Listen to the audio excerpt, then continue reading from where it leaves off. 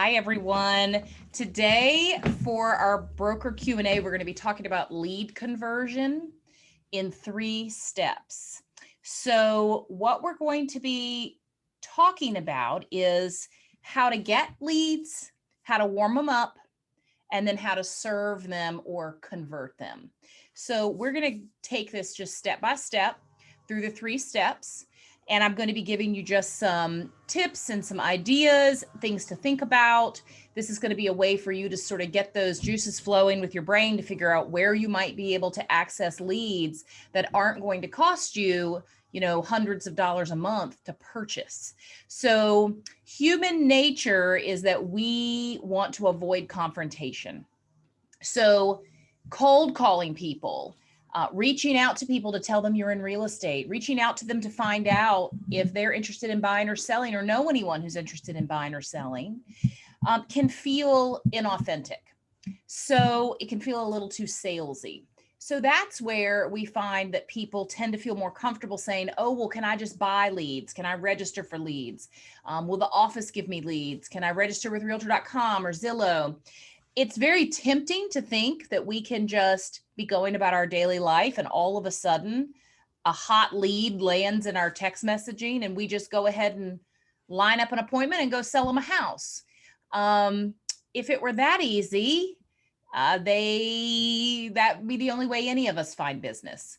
So there are companies who specialize in warming up leads for you and handing you very, very, very warm or hot leads, but you are going to pay through the roof for those because obviously they're doing all the front end work for you and they're handing you a very, very convertible lead. Most of the leads you're going to get, leads just mean you've done your detective work and you found someone who wants to talk about real estate, who wants to engage with you. I think the biggest misnomer is that if you run across someone who has organically interacted with you, either on a social media post you've made or specifically on a house you have advertised, if you have a listing and you've advertised that on social media and someone organically just reaches out, makes a comment, gives it a thumbs up, I think the biggest mistake you can make is to hop on them like they're a hot lead. Perhaps they're just engaging with you. Perhaps they just like the gingerbread on that Victorian house. Perhaps they're never moving.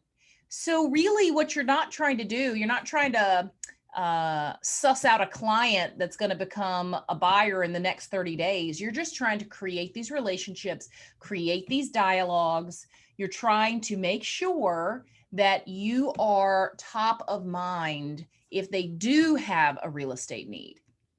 So for a lot of the time, what I'm doing for past clients, neighbors, friends of friends, is I am just being sort of like a matchmaker. I'm being the resource that they can call on when they say, hey, Ashley, the condo in our building is getting ready to come on the market. Will you send me the info on it when it does? Sure. Now I know my friend who reached out to me is not moving. But they may have someone in mind who they might like to have as a neighbor, or maybe they're just curious.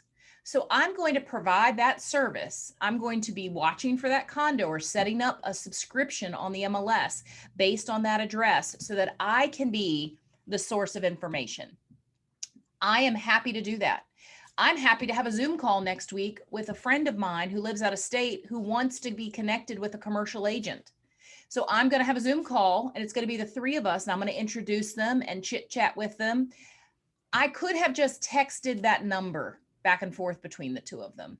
But instead, I'm offering to hop on a 15-minute Zoom call and let us see each other face to face and say hi. Now, do you think that lead is going to be more successful with that commercial agent once we've had a face-to-face introduction and I've gotten that relationship kick-started? Well, that's going to have a higher chance of me receiving a referral fee on that lead because I've not just handed it to them. I've actually made an introduction happen. I've started building the rapport with them. And now they have that common thread of me because they both know me. So much of my work is not showing houses. It is just trying to be the source of information for anyone and everyone. That's why you see so many agents showcasing local businesses or going out to eat and, doing a social media post about their favorite restaurant. First, it generates actual interactions on the internet that don't have anything to do with a house for sale.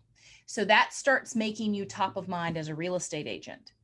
So what I'm just cautioning you about is we seem to be out there looking for hot leads when really we should be out there building relationships. We should be out there presenting ourselves as the expert on our area.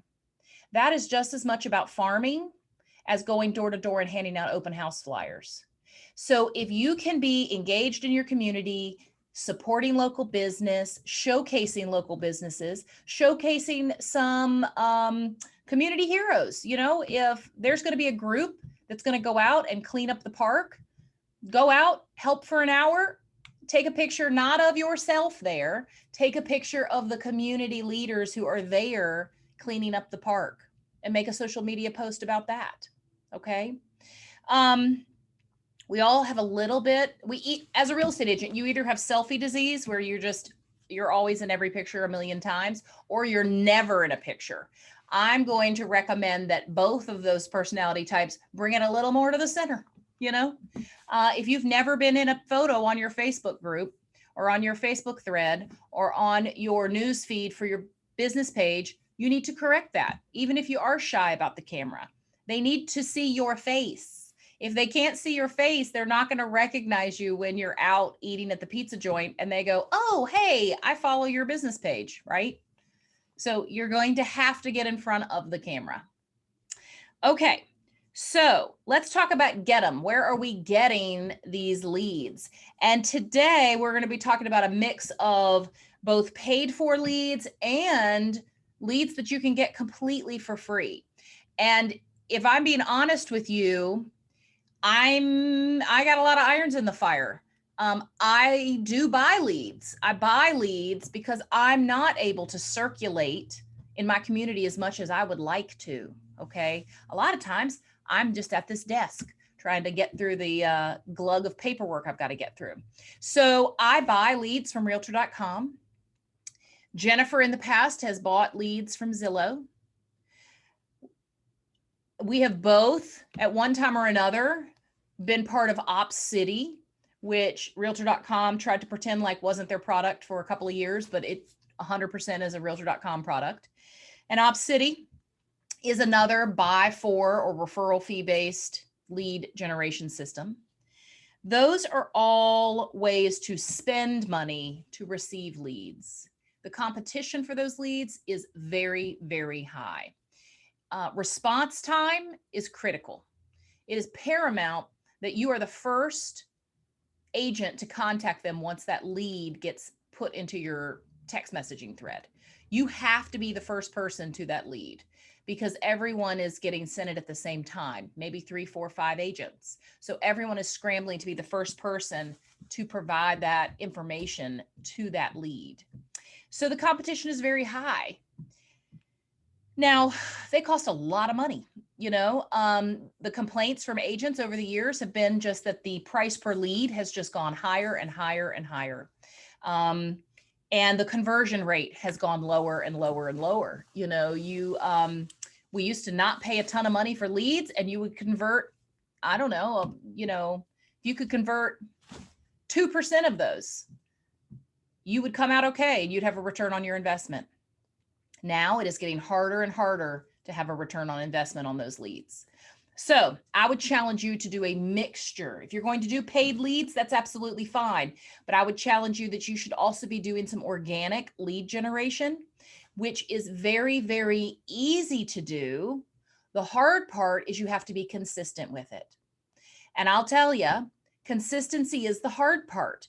We all know we should be writing thank you notes. We all know we should be, logging our food. There are all sorts of things we know would help us be successful, but it's the consistency that gets us. So your business is no different. You can do some simple things like engaging on your Facebook business page, like interacting with your friends on Facebook and Instagram, commenting on their posts, sharing their fundraisers, doing some things that are free, but just help you engage. Okay. And then you'll find that they will reciprocate. So, other than having paid for leads and online organically made leads, and that includes making sure you check all of your inboxes. You have an inbox on Zillow if you have a Zillow agent account on there. If you've ever set up an agent account on Zillow and Realtor.com, you could very well have multiple messages on there that you don't even know are there. I find it a pet peeve that I can't turn that off because I don't want to every day check Zillow, Realtor.com, Instagram direct messages, Facebook direct messages, my email, my text messages, my cell phone voicemail, and my work voicemail. That's 8 ways in which people may communicate with me. And that doesn't even get me to like messages on my website. So that is daunting. That's the first half an hour of my day every day. However, it does not look professional when you leave a lead hanging or you just never respond. So it's going to be important that you work that into your time blocking and make sure that you're checking all those areas. Most importantly, when you're doing these leads, is you have to have a routine. You have to have a strategy. So I will highly encourage you to use a social media content calendar. You can get a social media content calendar on Canva. If you're using Canva, there's an entire tab for social media content calendar. And it's very easy to look at a month at a glance or a week at a glance, hit the little plus button on that day and add a social media post that will be scheduled to go out on the day you tell it to. You have to be consistent. Start giving yourself some guidelines, like every Friday is going to be motivational Friday quote, and I'm going to have a quote for the weekend. Or maybe you're going to showcase a local business every Tuesday. Once you get consistent and you start showcasing a local business every Tuesday, your entire sphere of influence on that social media platform is going to begin to look for that. It's going to begin to build a rhythm. It's going to imbue your Facebook newsfeed or your Instagram newsfeed with dependability, consistency. You keep your promises. So now you've been posting every Tuesday a local business or a local restaurant, and people grow to be able to depend on you being the source. You're not being flaky. You're not doing it one Tuesday and then never doing it again, or every other Tuesday. Whatever the schedule you want to set, just make sure you're rigid with your schedule. If you commit to doing it on Tuesday, do it every Tuesday. And we have all seen our friends on Facebook who do some Facebook Live with some great big announcement about this life-changing thing they're going to implement into their lives, and then we never hear another thing about it. Okay. Instead, don't make giant proclamations unless you're going to stick with them and be able to do it consistently. Okay. So you've got your social media. You are engaging in a regular routine way so that you can be the source of information. The only thing I had even close to an Instagram viral post was when I noticed that the DMV, mobile DMV, was outside of the Civic Center. And I did a post about that to let everybody know that I just stopped and asked and got what hours they were going to be there, put the address on there. And I posted that to Instagram when I was focusing on Instagram. I've since gone away from Instagram and I'm focusing more now just on Facebook. But that was a huge post. I had a ton of interaction and organic engagement on that post. Next thing you need to remember is when people are commenting and engaging on your post, continue to engage in the comments section. Okay. We don't want to just throw these things up with a content media scheduler and then never check back in on them. For all you know, people could be commenting like crazy on your post and asking questions like, well, do you know if that restaurant's open on Sunday? Do I know that they can Google that? Yes, I do. But am I going to Google it and provide them the answer? Yes, I am. Okay. So go back, check your comments section and make sure that you're able to engage with them through the comments, because that's where the good stuff happens. And it might be something like, you'll see agents posting things like, which house plant would you accidentally kill first? It's light, it's breezy, it's funny. There is no expectation that if somebody comments on that post or takes that survey on your social media post, that you're going to just immediately start spamming them with houses that are for sale, right? So you can't be a spammy person either. You want to engage in a low key way where you're just saying, me too, Sharon, or, some sort of be a human, react in a human way. All right, let's move on to step 2, and I'll certainly answer questions at the end. Step 2 is warm them up. So now they have either engaged with you on your social media, or they have sent you a message, a direct message, or they have plopped into your text messages as a paid for lead. I'm going to say that the very first thing you should be doing when you have an interaction that's come to you is you should be gauging how you're going to categorize this person. Do they strike you as someone who is interested in a specific property? So are they saying, I'd like to see 123 Sesame Street? If so, I want you to come up with a categorization system, and you're either going to categorize them A, B, or C. A is, this is a hot lead who is asking about a specific property or a specific area. A B lead would be someone who has indicated to you that they are interested in homes, but not right now, maybe later. They're curious about things, but they're quote unquote just looking. Now, everybody's going to tell you they're just looking, but a B person, you can tell they're just looking. This would be an open house visitor who doesn't actually pay very close attention to the house. And instead, they're really focused on, do you have any cookies? And, did you know about that crime down the street that happened? This is just a looky-loo who is maybe interested in buying a house, but it is not anytime soon. So I'm going to categorize them as a B or a C. And C is any sort of engagement that they've had that indicates nowhere on there are they interested in real estate. Instead, they're just engaging, or they're interested in the ice cream parlor that I just mentioned. Okay. I'm still going to warm those people up, but I'm not going to fall all over myself to warm them up like I am an A client. An A client or an A customer, these are customers. An A customer is someone who I need to get information to them quickly. A B customer is someone who is saying, hey, I'm interested in that marina down at Smith Mountain Lake and wondering if houses ever come up for sale around that marina. Okay, that's a customer who I can eventually convert into a buyer, but it's not going to be in the next 30 to 60 to 90 days. So I'm not going to have an A customer rated as an A customer unless I can tell that they're probably buying. If I can find them the right house, they're going to buy in the next 90 days. Now you can understand then that's who I'm going to spend most of my energy warming up. That's who I'm going to try to continue to engage in conversations, and who I may go ahead and text or phone call or email. So if they've reached out to me on social media, or I've gotten a message from them via text message from a lead generation company, I'm going to immediately be calling them. Phone is still your best friend to be the fastest, but text is honestly more palatable. People would rather receive a text message. They would rather engage with you via text, because if they see an unknown number come across their phone, they're likely not answering it.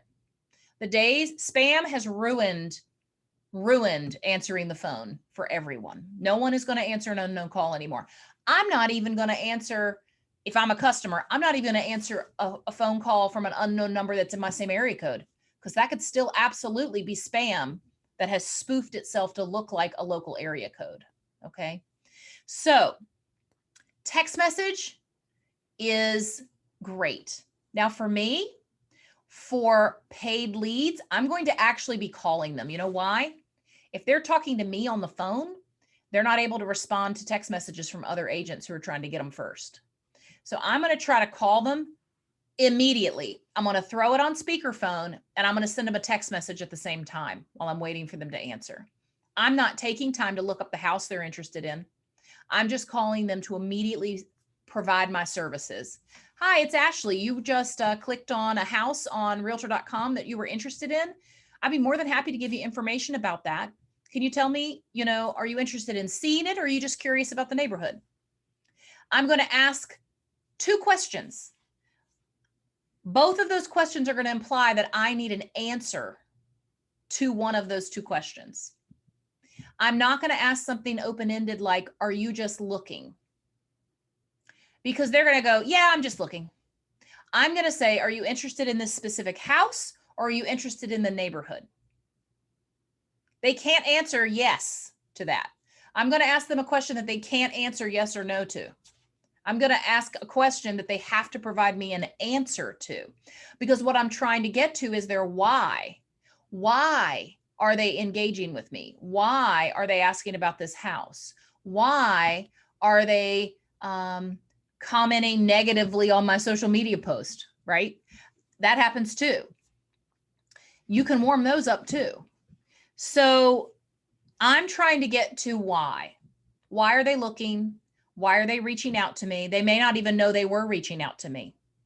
If they've clicked the button on realtor.com, they may not know they're going to come to me. They may think they're going to the listing agent. Okay. So once I figured out their why, I got to figure out more of their why. All of this is just creating rapport and starting that conversation and trying to get to what their real estate desires are. So once you've started having a conversation with them, and most of the time this will be over text, and even if you've had a quick phone call with them, follow up with a text message. Hey, Paige, it was terrific chatting with you. I would be happy to continue this conversation about, the Southwest County neighborhood. I'm happy to keep my eyes open for you. Would you mind if I sent you a quick email with just 4 questions on it to kind of get to the flavor of what you're looking for in Southwest County? And if they don't respond, I'm going to call them back and I'm going to say, hey, sorry to bother you. I'm not trying to blow up your phone, but I don't want to start spamming you with a bunch of text messages. I'd rather just find out, are you interested in me sending you an email with just 4 questions on it, giving me an idea of what you're looking for in the Southwest County neighborhood? If they don't answer that phone call, you can call them right back again. This is going to be determined by how aggressive you would like to be. There are people who are going to be very comfortable with that. There are going to be people who are not comfortable with that. And you've got to ask yourself, is it worth making a living doing real estate to step out of your comfort zone a little bit? I'm not saying do anything that makes you feel truly uncomfortable, but a little bit of discomfort is good. That's growth. That helps you get good at other areas of your business that you are not necessarily naturally good at. Again, human nature is we come into a business and we're going to play up all of our natural strengths. I'm a talker. That was on every report card my entire life. Never, not one time did silent lunch make me not a talker. So when I came into real estate, I just started talking. And when you just start talking, eventually business follows. So I'm very fortunate that that was a natural born skill set of mine. However, if I'm not great at paperwork or I'm not great at consistency, that feels uncomfortable for me. And that's what I've got to make myself do. I've got to find tools and willpower to make consistency my thing. And you can't just run on your natural skill set alone. If all I could do was talk to people and I didn't know how to learn the contracts or learn negotiation skills or learn paperwork, I wouldn't sell very many houses. Okay. So now we've warmed them up. All we're trying to do is we're trying to ride that journey from a C customer all the way up to an A customer, never fully dropping off of their radar. So if it's a C customer, I'm still touching base with them probably every 6 weeks or so. I'm sending them something of value. Just a quick little email to let them know I'm thinking about them. Just a quick text message, a phone call. And one tip I heard a podcaster say, which I loved, was if you are calling someone who you're not actively chatting with about real estate, if you're calling them, this can be a sphere of influence person, this can be a past client, And if you're calling them for a business purpose, don't act like you're not. Instead, when they answer the phone, say, hey, Jennifer, it's Ashley. I've got a business question for you, but first I just wanted to check in and see how y'all summer's going.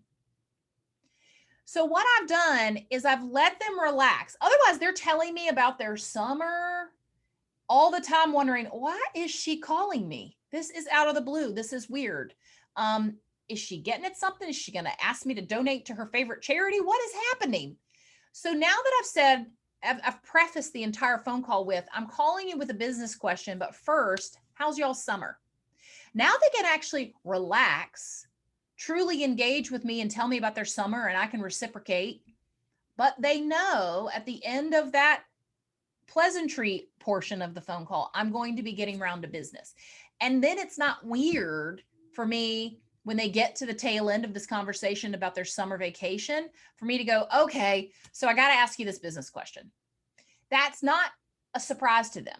If I don't say it up front, they get through this whole conversation about their summer vacation, and then I ask them a business question, and now they feel embarrassed because they feel like I've just sat through a boring conversation about their vacation and I've bait and switched them, and really I was just calling them to get a referral. Okay. So I'm going to be very upfront about what my intentions are. That is why people are hesitant about salespeople. They're hesitant because they don't know what your intentions are. Now, I'm also, as a customer, a cheerleader for my people. If you're selling something, I'm liking your posts, but I'm also cringing a little because if I'm nervous, if I like your post, are you going to try to sell it to me? Everyone must feel the same way about me. I'm selling something too, right? I'm selling real estate. So just keep all of that in mind and put yourself in their shoes. Okay, so now we've warmed them up. This should be phone calls, text messages, emails. It could be Facebook or Instagram direct messages. Alicia at our firm gave us some wonderful insight after a last call when I was saying that it drives me crazy to have to keep watching Facebook direct messages, especially when it's somebody I'm working with and they continue to use Facebook even though we've exchanged phone numbers. What she suggested was this could be because they are on a phone plan that does not have free text messaging or does not have, infinite text messaging like we realtors have. And they can use Facebook on Wi-Fi. They can use Facebook on an iPad on Wi-Fi.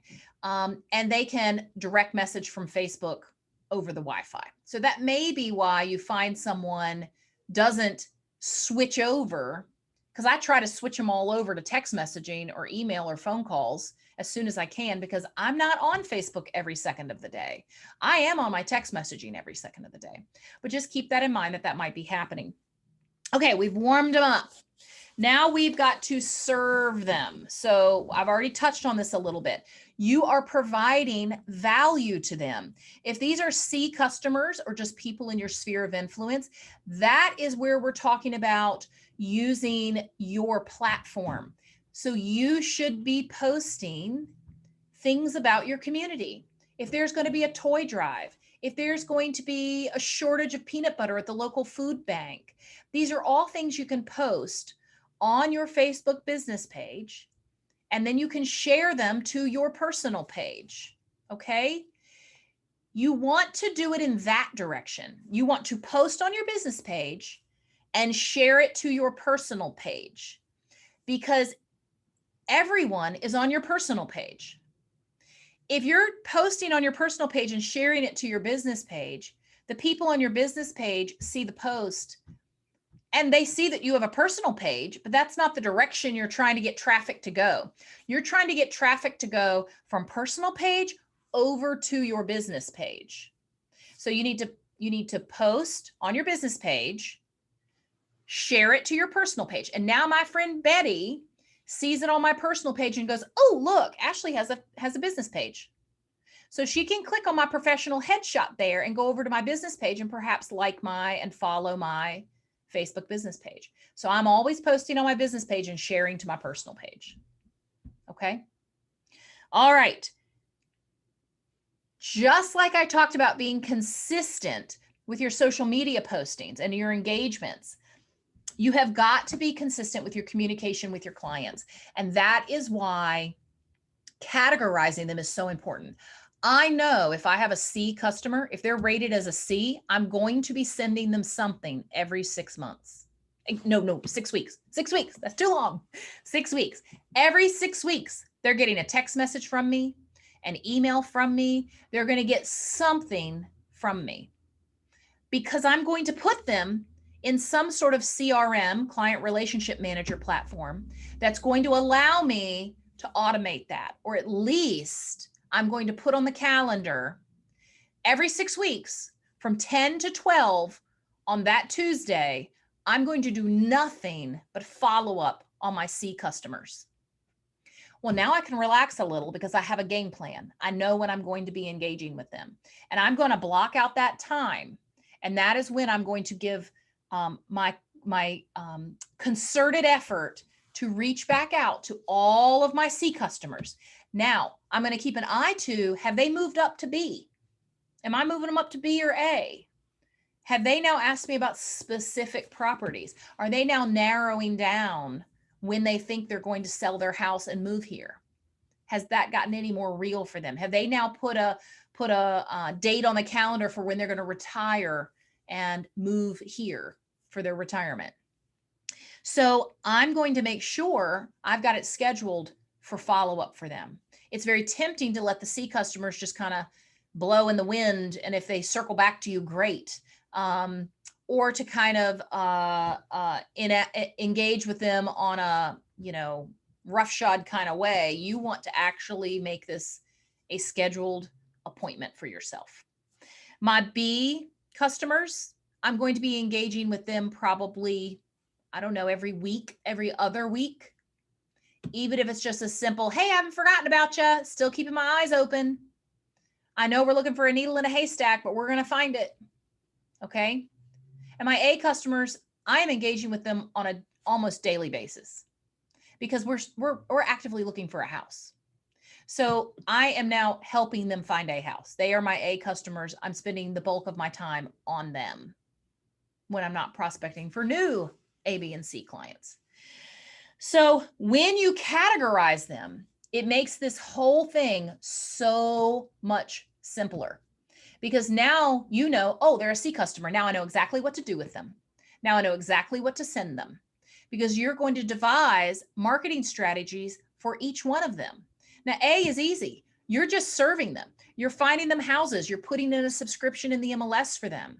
You're putting them into your contact management, your relationship manager software program, and putting in notes to yourself. You have to have notes. And I want you to put in notes every time you do one of those time blocked phone calls when you round robin call everybody that's a C customer. Put some notes in your CRM so you know what they chatted about. You're going to look like a genius when you call back and you say, hey, last time we chatted, you guys were going to Hatteras for a vacation. Was it good? Did you have good weather? You're only going to remember that if you put it in your notes. So make notes after you have these phone calls. It takes literally 5 seconds, and it's going to help you know your customers better. So you can set up something called a drip market campaign. That can be as simple as a series of emails that you have scheduled to go out, and you're using this either with Gmail schedule send. That's a very rudimentary way to do it, but it works. You can also do that through Gmail with a blind carbon copy to all of them and a schedule send. You can schedule send that thing out a year in advance. If you want to schedule send birthday emails to all of your clients and just sit there one Sunday for 3 hours and make up a happy birthday email to all of your past clients, go ahead and schedule them a year in advance. You can do that on Gmail. There are a lot of tips and tricks that you can learn that will help you have a more robust engagement with your clients, either current, future, or past. But you have to learn how to use those tools. And then you have to time block time to sit down and do it. So if I have set up a drip market campaign, I'm going to have 3 types. I'm going to have one for my A clients, which is typically going to be searches for homes. I'm going to have one set up for my B customers and my C customers. And now when I meet someone in an open house and they just totally look like a tire kicker and I don't know that I'm ever selling them a house, I'm going to put them in my database. I'm going to categorize them as a C, and I'm going to kick off that drip market campaign that's going to start emailing or engaging with them every 6 weeks or so. Sound good? Okay. Most importantly, the biggest takeaway today is you are a investigator. You are trying to figure out the person's why. Their why may be as simple as they can't stand the dog next door and now they want to buy another house. It depends on people's motivations. Why are they wanting to look at real estate? Their why might be, I'm never moving, but I just like to keep up on my neighbors. Fine. What harm is it for me to put a subscription in the MLS that lives there forever, that emails them anything in their subdivision that comes on the market? No harm whatsoever. That takes 10 minutes of my time. And guess what? They may call me and say, Ashley, the house next door just went on the market. I think I want to move my mom in there. Great. It took me 10 minutes to put that search in. All right, I'm going to open it up to questions. My closing remarks will be stay in touch. It's literally that simple. Every agent who has sold real estate for more than 5 years can tell you that there has been the time where they see their past sale go on the market as a new listing, and it isn't with them. And I'm guilty as charged. So that is because I did not stay in touch. Resist your impulse to say, oh, I thought we had a great rapport. I thought, they were loyal to me. Well, if you have not emailed them, called them, or texted them since they bought that house, you weren't loyal to them. It's your job to stay in touch. It is not the customer's job to stay in touch with you. It is not the customer's job to remember you 5 to 7 years later. That's your job to stay top of mind. Okay, let's open it up to questions or anything anyone might like to add. I know we did not go deep into this, but we only had an hour. Certainly we can touch on some of these at greater length in future classes. But I'm happy to answer any questions or hear any stories.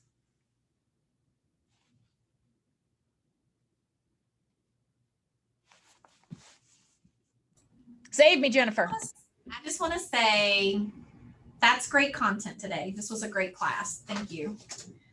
Thank you. Good. I'm glad. I know I'm just reminding you all of everything you should be doing. But isn't that what a good mother does? And believe me, I can be reminded of this. I should be reminded of this stuff too. And we just talked about this topic about staying in touch.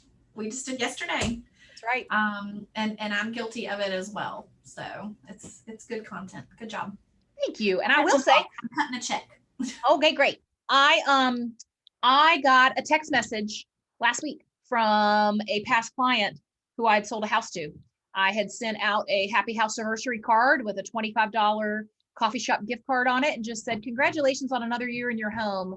Hope you guys are doing well, Ashley. And I got a text message from her saying, what a sweet card. Thank you so much. We are still loving our home. And then she wrote, hope to see you soon.